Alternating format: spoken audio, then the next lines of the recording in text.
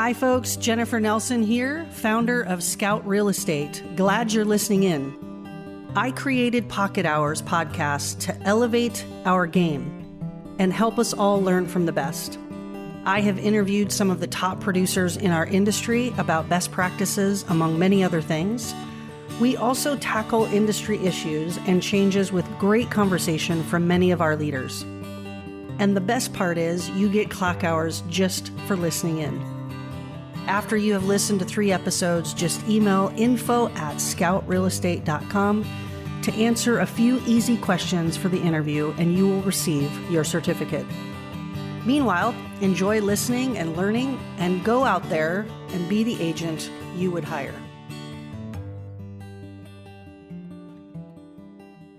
Hey y'all, Jennifer Nelson here with Pocket Hours, and I have the privilege of talking today to Lorena Bensching. And Lorena was asked to be on Pocket Hours because she has really set up a great business for herself in a short time. For those of you that are new in the business, or those of you that also wish you had a social media presence, I think this is a great interview for her to talk about how she got into the business and how she's really created a niche market for herself using platforms like TikTok, etc. So, love for you to hear from her. Here we go. I am so excited to have Lorena Bensching on the show today. Hi, Lorena. Hi, thank you so much for having me. Of course, of course. So Lorena and I have met actually through some of the classes, the clock hour classes that I've taught at Scout Yeah. Real Estate. And I love having her in the classes because she's so engaged and so open to learning and so receptive to what's happening, and also engages in the point of bringing up great questions, good question asker. And for someone who's been doing this as long as I've been doing this, I can tell when someone's going to rock at this business, and you already have in your short time. And I can tell that's because of your teachability, that you're just humble and can kind of learn from anybody and anything at any time. So that's why I wanted her to be on the show, to sort of talk about how she is, who she is, and if there's best practices. So I really appreciate you being here. Well, I appreciate you because those classes and everything you do is very, very helpful and I very much enjoy it. So thanks for having me. Of course, anytime. Okay, so Lorena, take us back for just a minute to pre-realtor Lorena. So what were you doing career-wise before you started real estate? And then the follow-up question to that is, what drew you to this industry? Before real estate, I was working at a naturopathic clinic down in Olympia. And for a 20-year-old without a college degree, that was a very good gig. Very thankful I was just in the right place at the right time and met the doctor and got the opportunity to work for him. I loved it. It was really great. The doctor, the clients, just my coworkers, everything about it, learning about naturopathic medicine. Again, great gig for a 20-year-old without a college degree. So I really enjoyed it. I worked my way up to the management role. It's a small clinic, small, really tight knit. So I started to do things like the website, the marketing, just back end business things for this naturopathic doctor that just kind of needed some help with all that admin. And I ended up working my way up and just got the confidence, I think, from all of that experience to want to do something of my own. I worked my way up to the highest role and the highest pay, and I'm like, okay, what else? Like, what do I want to do from here? And I kind of wanted to do something in the realm of my own business, my own career, and see where that took me. So I didn't know what that was going to be. And I was thinking about it for a very, very long time. But at the end of the day, I actually met an amazing client there at the clinic. She was an 82-year-old real estate agent. Oh, I love And it. she was so amazing. She was in the industry for like 40 plus years. You could just tell that she was good at what she did because she's really good at building those relationships. She built a relationship with me instantly. Like we just hit it off. She ended up inviting me over to her house one Saturday because she was bringing on a new listing and she needed help with somebody to put together the open house flyers. So she's, of course, on the older side. She doesn't know too much on the tech side of things. So she was like, just come to my house. I'll cook you breakfast. Like, I just need help putting these flyers together. Yeah. I ended up going over there and was there for hours. She just had this most beautiful house, garden with the office overlooking, and we just hung out in there drank tea, and I was just showing her how to do just simple things on the computer, and she was amazed by me. So, long story short, we just created just an amazing relationship. I was over there like every single weekend, just helping her with random things and just admiring the way that she, for one, being on that older side, doing the amount of business that she was doing was fascinating, but also just how she carried herself. She was so relationship based. She had the Rolodex of all of her contacts. She'd drop by people's houses. She'd do birthday presents. She'd do, she was just like one of those agents that you could tell people would like, know, and trust her.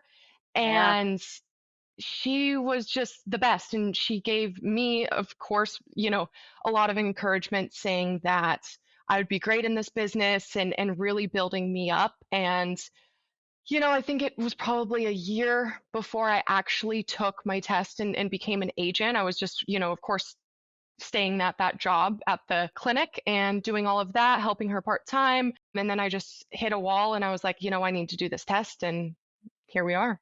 A couple things that you said stood out to me, that recognizing that this business isn't a sales position, because we're not trying to sell clients anything.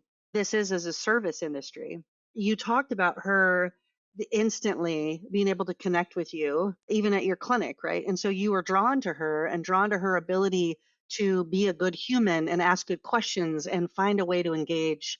And that's the bulk of this business, is being a really astute human asking the questions.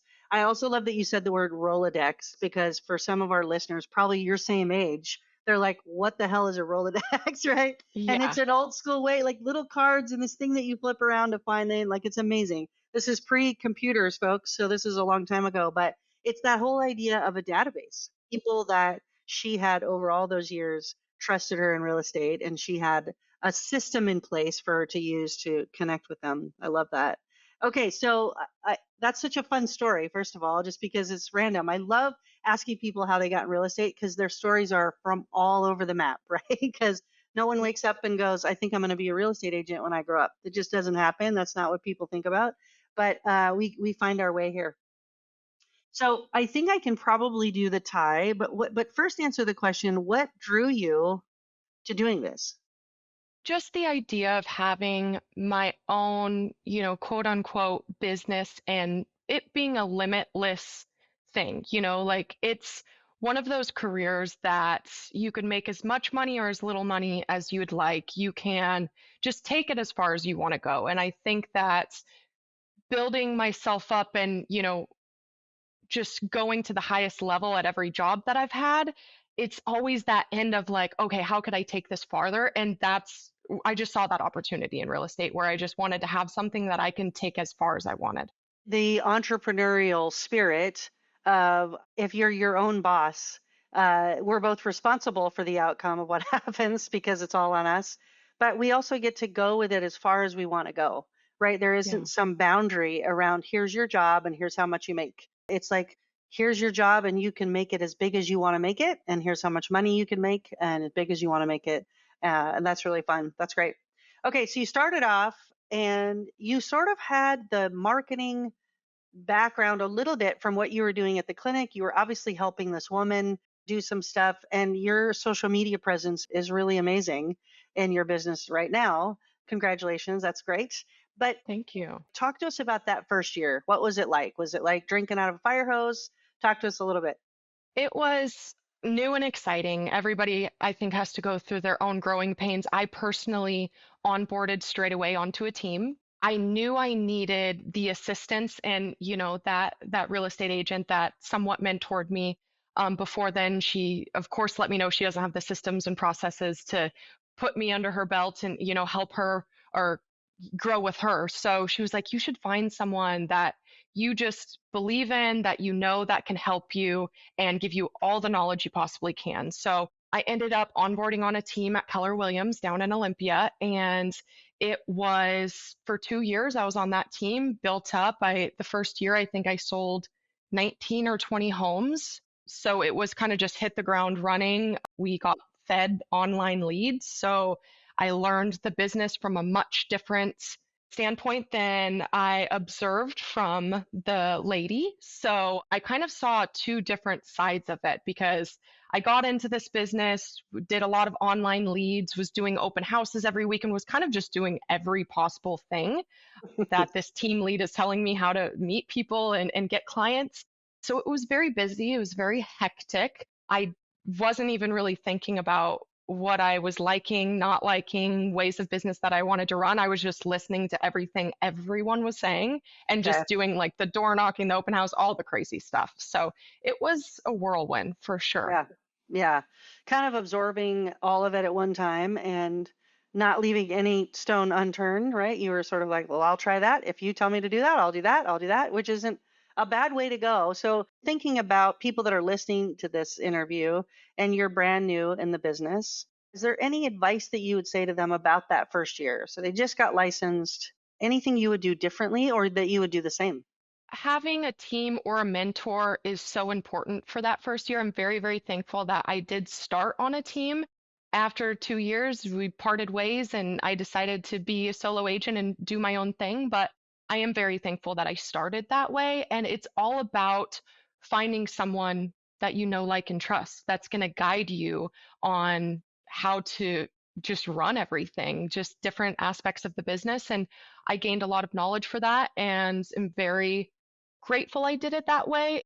There's a lot of teams and there's a lot of people you could listen to. So, of course, vetting to find somebody that aligns with you and what you think you might want in this business.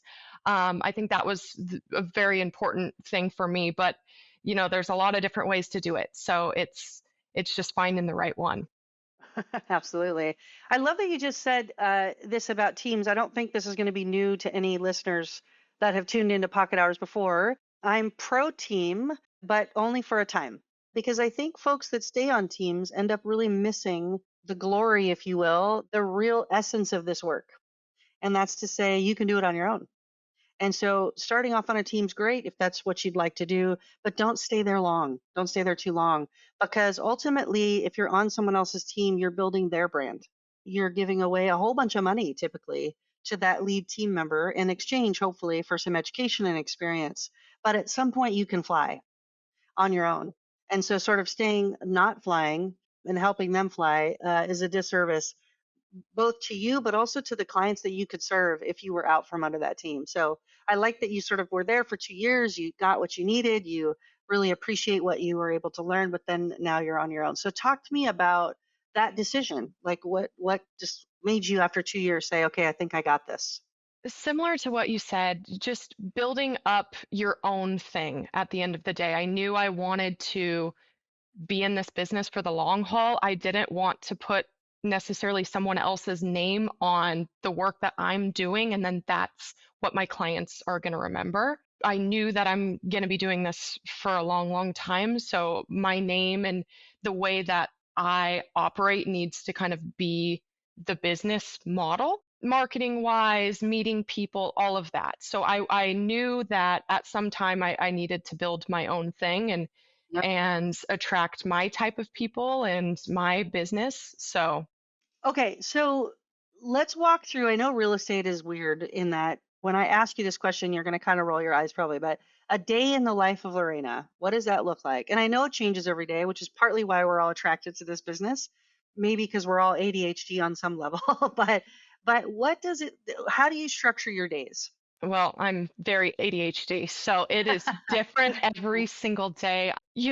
On the team and Keller Williams, especially, I feel like people know them to be very like structured and they have their processes. So I'm thankful that I learned that side of the business early on because those are very important.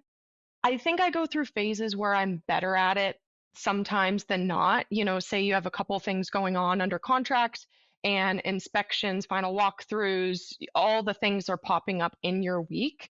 Sometimes, I let that take away from my regular day to day, what it needs to look like. I will say the forefront to start my day is always going to be taking care of myself. I'm very active in the gym, I need to be doing something for myself to feel good. And then that kind of flows into my real estate business to where I'm typically calling clients, working in my database. Again, sometimes more than not, depends on the season. And I do a lot of content. I would say majority of my day, depending on what day it is working on content because I push out a lot on all platforms, TikTok, Instagram, more so video content these days, but it's time consuming for sure. Yeah, absolutely. As I've interviewed for the last 2.5 years on this podcast, different producers, there's some themes that come up. There's some things that you say, wait a minute, for paying attention, all of these people sort of do similar things that are having success in this industry. And a couple things you just said that I wrote down here is that you take care of yourself. There's sort of this stereotype that real estate agents are hair on fire, running after the business, don't really have a life. They're just working all the time. And I reject that. I reject that stereotype because I'm not that person either. Don't want to be that person, no interest. But you get up and you take care of your body and you do something that rejuvenates you so that then when you're walking into your day, you're offering a better Lorena to your clients and to yourself. And then sort of this concept of in and on. We talk about that a lot at Scout. It's that we work in our business and on our business. And to be able to separate those two and do both of them in a day is the beauty and balance of this industry. Because there's a lot of people that are busy all the time when they have transactions and they're helping people on inspections and touring and blah, and all the things. And then all of a sudden those close and they got nothing, right? So it's to say, gosh, if I'm over here spending an hour or two a day working on my business, and then in the afternoon, I'm working in it, I'm going to go do all those appointments. If that balance is what creates the things, that give us continued transactions, continued work with people. Talk for a little bit about how you started your social media following and what draws you to spend a lot of time there. First, I'm in the generation where like I'm almost Gen Z, so I've grown up with this my whole entire life. We had MySpace and Facebook and Instagram, so I've been through all of those platforms and just kind of grown up with it. So it comes very natural almost. I was a really creative kid. So then once these social media platforms came, it was just one of those things that I really enjoyed and put a lot of creativity in, probably more than I should have. Yeah, it's just one of those things that I've always done, and I've done it in different ways. I mean, I used to do a lot of fitness content and I had viral videos and all of the workout stuff on the internet. And then when I got into real estate, I didn't see many real estate agents at the time, doing too much with the content stuff. So I dabbled with it here and there, but again, there's so many things that you could be doing as a real estate agent, door knocking, open houses. So the content thing seems like I shouldn't be spending my time on this. But fast forward to probably a year ago, I really realized how important it is. I think a lot of people right now are talking about video content. That's so important to show up, talking, your face, you could be exposed to a lot of people and just putting yourself out there. That's something that has been talked about for the last couple of years, I think. And it just kind of clicked with me. Last year was one of my harder years that I've had in the business. I had a lot more downtime than I would have liked to have. And I was just going through my day like, what could I be doing to make myself, for one, just feel good because it was like not the best time, and somewhat like just moving the needle, putting something out there, being able to meet or prospect and talk to new people. So I just kind of started to post more, and what I really am focused on these days is TikTok. Everybody has their own platforms and puts out what they want to put out. I personally have been focusing on the TikTok platform and putting out short form videos and just being consistent with that because I've really seen it pay off. And there's just in our line of work so many different things that we could share behind the scenes or tips and tricks or home tours. And there's endless amounts of content to be doing. So Yeah. that is where I've been focusing and finding success lately. So Pocket Hours is brought to you by Scout Real Estate. Hi, I'm Jennifer Nelson, owner at Scout Real Estate. I started this firm with the vision of doing things differently, with our focus on legendary service for our clients and creating a community of producing agents to spur each other to do higher quality work. If you are interested in learning more about how a small group of like-minded brokers have come together to have some fun while doing a lot of business, reach out to me, 206-227-7966, or email jennifer@scoutrealestate.com. I promise you this, fun is a high priority for me, but so is winning. So if you appreciate those two things, you might be interested in Scout. Looking forward to hearing from you. Yeah, I love that. You kind of led me into my next question, which I think listeners would be asking too, is to say, okay, Lorena, you really do devote, a good portion of your day or some portions of every day to developing this content, and it's paid off. How specifically have you been able to draw the tie between the payoff of your hours spent doing this content? I've really wanted to understand that to make myself feel better when I am making the content, right? Because it's like Yeah. I could be creating all this content, doing no business from it. Yeah. And just recently, in the last, I think it was like 3 or 4 months ago, I was like, I need to just figure out the data behind this and really push forward. So I did this challenge with myself where I posted every day on TikTok for 30 days. And I said, I just want to see what that result gets me. I'm going to put a lot into each one of these videos and just see kind of what happens. In that 30 days, I got, I think it was 6 contacts and 2 that were under contract by the Mm, 30-day mark. wow. So of course, as you and I know, like the first initial, chat with a potential buyer or seller, it doesn't necessarily turn into a lead or even a contract. So got some contacts and ended up getting 2 under contract in those 30 days. Great. And you would say that they were directly tied to, or did they come from, were they people you didn't know? People I didn't know at all. No. Didn't know, that found you on TikTok and said, "We want to Yeah. buy a house with you." Wow, that's great. Awesome. Well, good Yeah. news for you. Good work. So, do you Thank think you. you'll sort of keep up? That seems to be something that's working for you that you enjoy.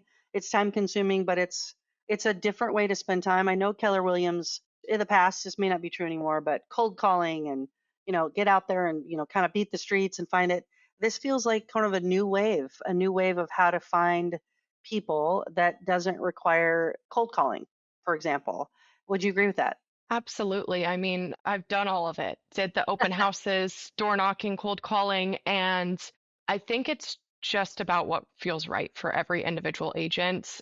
Open houses felt right for years of my business and Yeah. that helped for a few years, And then yeah, you just gotta ebb and flow when it feels right. And for me right now, yes, social media, just technology in a nutshell is very important for me because being in my 20s, I'm trying to attract people in their 20s. Independent women, I help a lot. So how am I going to find those? Not door knocking. They probably Yeah. live in a high-rise apartment downtown Seattle. So Yeah. I am putting myself out there in platforms and mediums that I'm going to find these people. And for me and my ideal clientele, I am finding them on social media because the algorithm and the technology behind all of that is very strong to attract them to me and me attract them. That's great. That's great. Okay, switching gears a little bit. I like to be really vulnerable and real on my show because we're realtors talking to other realtors, right? So, one of the questions I ask often for people that I'm interviewing is, what's hard? What's hard about this business? And that can go a couple different ways, but what would you not miss never having to do again? That's part of the business. What have you found challenging about being a real estate agent? On the surface level, the way I always answer that question is the admin and the paperwork side. That's a very different side of our business. But on a real, like, vulnerable level, I think that deciding how you spend your days is probably the biggest challenge that I personally have. And it's one of those things where I'm in charge of me and I have to tell myself what to do every single day. So it's something that maybe can be second guessed or being a little lax on myself more times or so I think that in the sense would probably be the hardest thing just operating as a solo real estate agent. Yeah, for sure. That sort of leads me into my next question, which is to say this, and I've said this many times on the show, that real estate can be a very lonely business. Hmm. We can work from home. We have our computer set up. We may not even go into an office. Some people do, some people don't. And we get challenges. We get curveballs thrown our way. We deal with clients that are in a high stress moment often and buying the biggest asset that they'll have. And so, where do you find support and education in your career in real estate?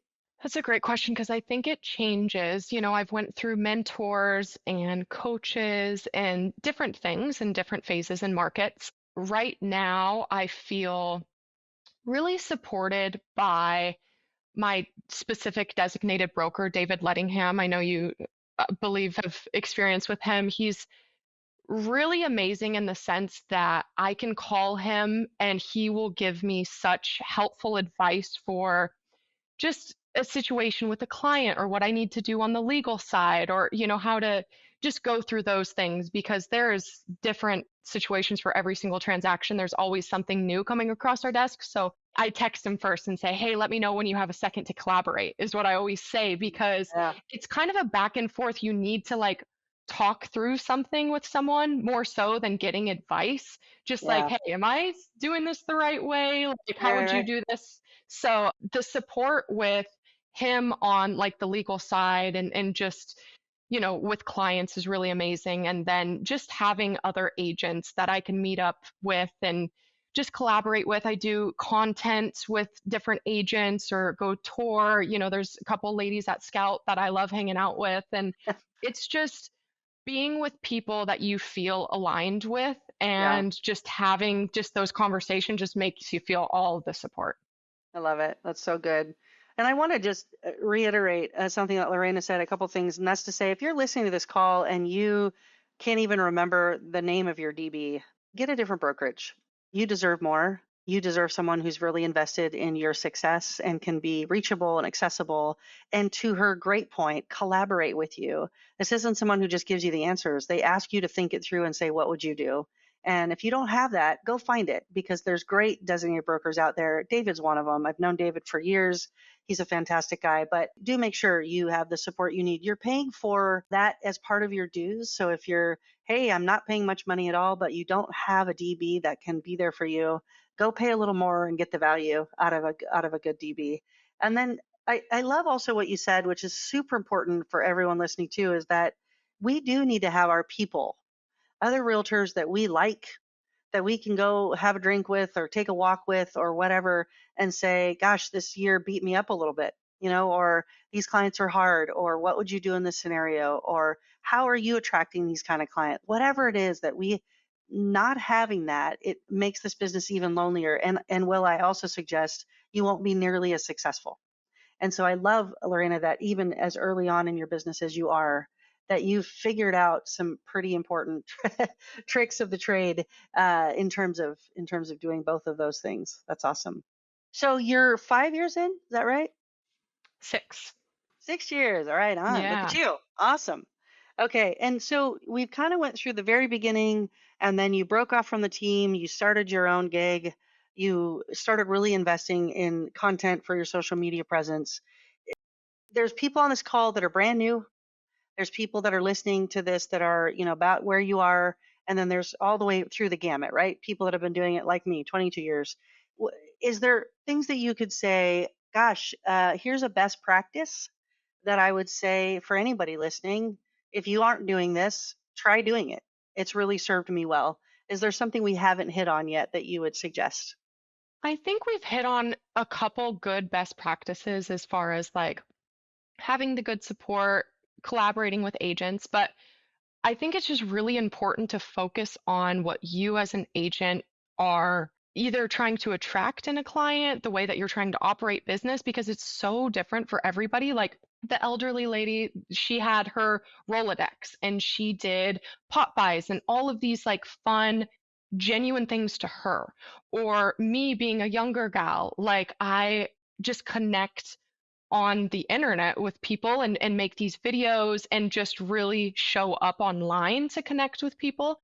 I've done open houses and that was a really good way to connect. So it's really about figuring out the type of buyer, seller, just client in general that you want to attract and put yourself in those situations to find them and be in that medium that will help them and attract. Yeah, that's so important. And again, going back to what we talked about, this is not a sales job. This is about being yourself, knowing your Yeah. strengths, and then putting that out there for people that, can find you, that are your people. There's an old ad, you may remember it on TV, where it's this real geeky little kid. He's maybe 7 or 8, and he's got his little outfit, back to school outfit on. And the commercial shows him going and finding his other friend, and he's doing kind of a weird dance. And then the other kid looks at him and starts to do the weird dance back. And the ad is something like, go find your people, let your freak flag fly, as they say, Hmm. because then those people that are going to love that weird dance are going to come dance with you and do their weird dance. And talk about a weird dance, real estate, right? That's why there's business for everybody, is because you're unique, whatever you bring to the table, finding that out. And then those people can come find you. I love that message. That's great.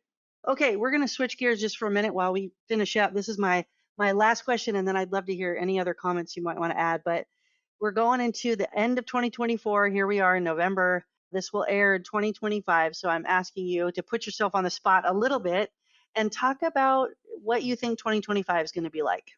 I don't like to make too many broad, bold statements, but at the end of the day, I'm listening to the economists, the people in our industry, and of course, no one has a crystal ball. We all would love to. That would make our job much more easier, but just trying to understand, the potentials of what's ahead and of course informing my clients in the best way that I can. And I've, as of late, been consuming a lot of content about just data showing that the year after the election year, home sales tend to be prized.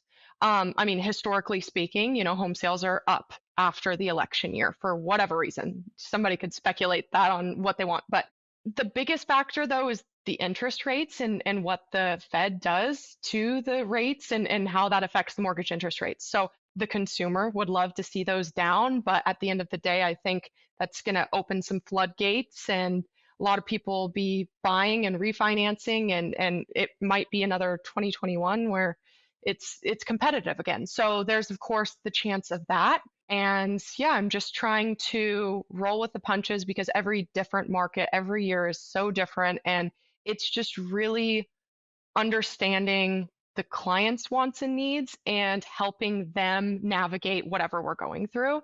So we'll see what that is for 2025. Exactly. We were just talking in our scout meeting the other day that there's some real estate agents that sort of take advantage of, like, well, the interest rate's going to go up, you should buy now. And oh, the interest rate's low, you should buy now. And what's interesting about it is that buyers should buy when they're ready to buy. Hmm. And that our job isn't to sort of be the doomsdayer or the fear tactics about like interest rates and this, that, and the other. It's more about information. And I love your saying that, yeah, sometimes the market changes after election. What does that mean for you, buyer? Does that influence your timeline at all? Because really honestly, just getting in the market's a great idea. I love that you're not coming from that place of like, hurry up, or anything like that. You're mostly just saying, hey, here's some data. And then let's look at that together, combined with your own timeline as a buyer, whatever's happening in your life, or selling in that degree. Yeah. Awesome. Lorena, is there anything else you want to add? I'm so grateful for you being on the show, but any other words of wisdom for our listeners? I think we hit on a lot of good things. Again, it's just focus on what is important to you as an agent, the people that you want to serve and work with, and just show up in that way to find them and attract them and help them. And I think, like you said, everybody has a place in this business and let your freak flag fly. I like it. Very cool. Well, thanks again for being on the show. Yeah, thanks for having me. Thank you so much for listening in to Pocket Hours. I hope this has been interesting, fun, made you laugh, made you think, spurred you on to do and implement some new things in your business. I appreciate your time and hope this has been a good use of it, period. Now, go be the agent you would hire.